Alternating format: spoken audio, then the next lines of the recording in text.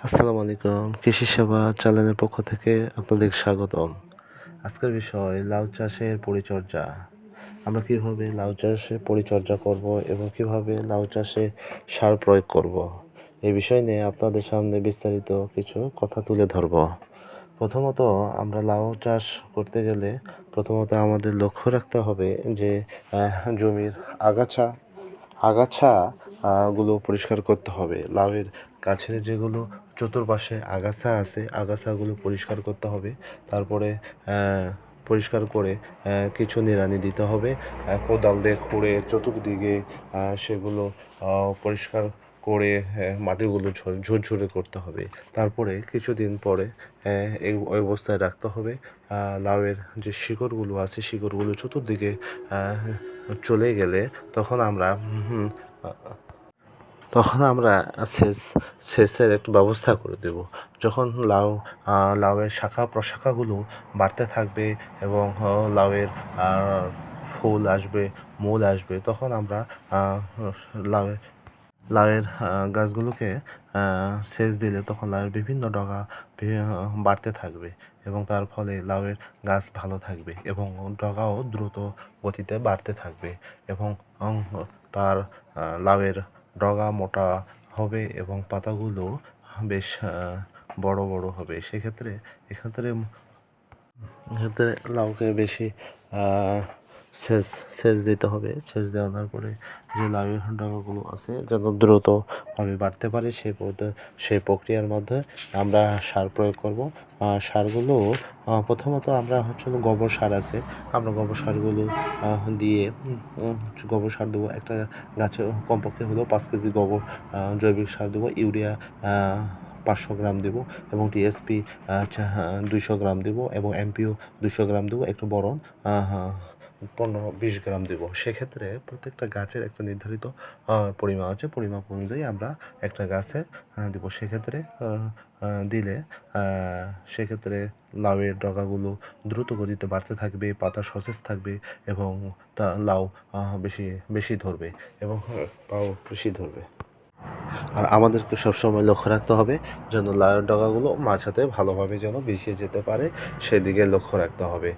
তা আরও কিছু লক্ষ্য রাখতে হবে, হ্যাঁ, যেন লাউয়ের যে গাছের নিচে যে পাতাগুলো আছে সেই পাতাগুলো ছিঁড়ে ফেলে দিতে হবে এবং ফেলে দিয়ে যে ধরনের আগাছা, আমি আগেই বলেছি, আগাছাগুলো আছে সেই আগাছাগুলো পরিষ্কার করে রাখতে হবে, সবাই যেন পোকামাকড় আক্রমণ করতে না পারে।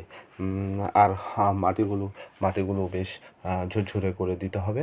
ঝুরঝুরে করে দিলে শিকড়গুলো বাড়তে থাকবে এবং গাছেরও গ্রোথ ভালো আসবে। সেক্ষেত্রে আগাছা দমন করলে পোকামাকড় কম থাকে এবং সেক্ষেত্রে লাউয়ের গাছটা খুব ভালো হয়। এখানে একটা দেখো পটাশিয়াম 5 গ্রাম দিয়ে এখানে একটা পানিতে রেখে তারপরে পানির চতুর্দিকে এই পানিটা ঢেলে দিয়ে তারপরে গাছের শিকড়ে যেন পৌঁছাতে পারে সেভাবে রেখে তারপরে আমরা দিয়ে রাখবো। পরে আস্তে আস্তে সে পানিগুলো শিকড়ে চলে গেলে গাছগুলো আস্তে আস্তে শোষণ করে নেবে। তারপরে গাছগুলো শোষণ করে নিলে তখন গাছের আর মোটা সতেজ থাকবে, সস্ফুত থাকবে, লাউ বেশি ধরবে এবং সেক্ষেত্রে বিশেষ ভূমিকা রাখবে। এরপরে ভিটামিন 5 গ্রাম নেব। 5 গ্রামে নিয়ে একইভাবে লাউয়ের গাছের গোড়ায় চতুর্দিকে ঢেলে দেব। ঢেলে দিলে তখন আস্তে আস্তে লাউ ও মাটিগুলো অনুরূপভাবে শোষণ করে দেবে। শোষণ করে নেওয়ার ফলে তখন গাছ আরও সতেজ থাকবে, ভালো থাকবে, তখন গাছ পরিপূর্ণভাবে পুষ্টি যোগাবে। আর আমাদেরকে লক্ষ্য রাখতে হবে যেন যে পরের ভিটামিনগুলো দিয়েছি একটু গাছের গোড়া থেকে একটু অনেক দূরে যেন যায়। তারপরে গাছ আস্তে আস্তে সতেজ এবং লাউ ধরতে শুরু করবে। যখনই লাউ ধরতে শুরু করবে তখনই লাউ পচে যাওয়া বা শুকিয়ে যাওয়ার সম্ভাবনা খুবই কম থাকবে। এক্ষেত্রে লাউ সবসময় সবুজ থাকবে, লাউ দ্রুত গতিতে বাড়তে থাকবে। এর ফলে লাউ লাউ পচানোর সম্ভাবনা কমে থাকবে। এতে লাউয়ের স্টিফুল বেশি হবে, বেশি হওয়ার ফলে লাউ বেশি আটকানোর সম্ভাবনা বেশি থাকবে।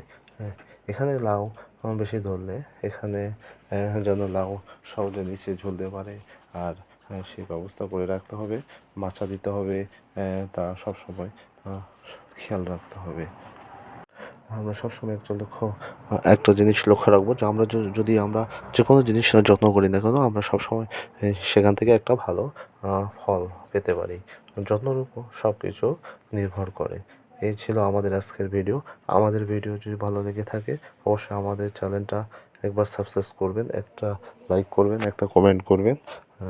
এই ছিল আমাদের এই সংক্ষিপ্ত ভিডিও। আল্লাহ হাফেজ। আসসালামু আলাইকুম।